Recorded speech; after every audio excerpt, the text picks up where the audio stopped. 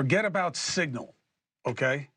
Take the real sign, which is what's happening with the Houthis is something you got to watch in Yemen because they are just a proxy for Iran. And the United States has spent $3 billion in less than 3 weeks on those attacks, okay? Trump just gave Iran an ultimatum.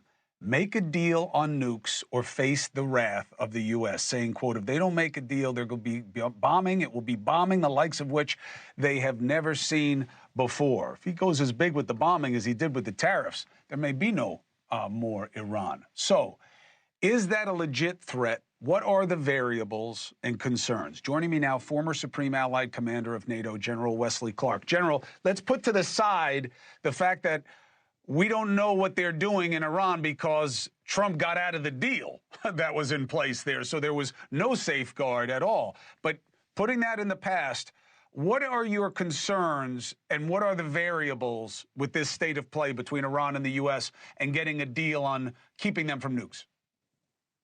I think they understand that the only way they'll be safe is to have a nuclear weapon. I think they're working on it right now. I think they'll have it soon. How soon? 6 weeks, 6 months, less than a year. Will it be deliverable in a missile? Don't know yet. Might be.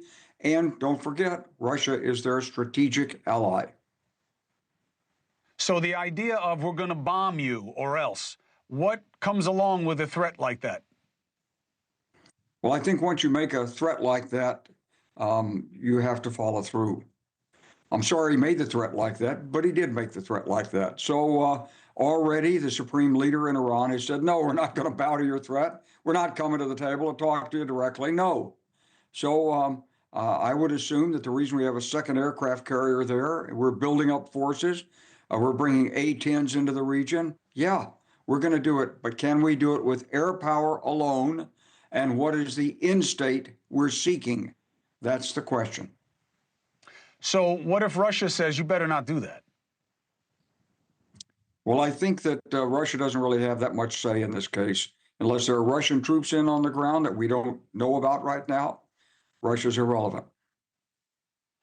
So who is relevant and what happens if you bomb? What is the likely scenario in terms of how they respond? Well, they're certainly going to attack any bases that we have in the region, probably try to bring Israel into it, and maybe we'll have the Israelis even participate with us.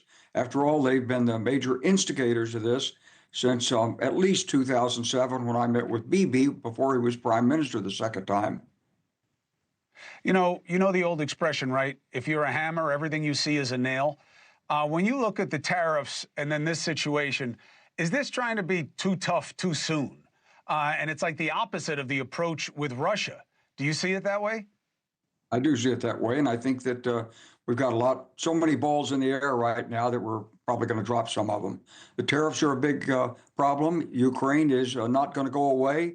Putin's playing us like a fiddle, and then we're going to march into this fight with Iran. And the thing is, there's no guarantee that after a few airstrikes, it's going to be done. Just like with the Houthis.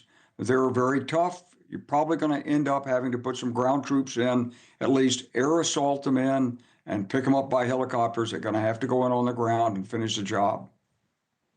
You think Trump will put American boots on the ground with any risk of what happened? I mean, if there's one thing that we know about this president is that he does not look favorably on really any military mission that involves ground troops in the last 25 years.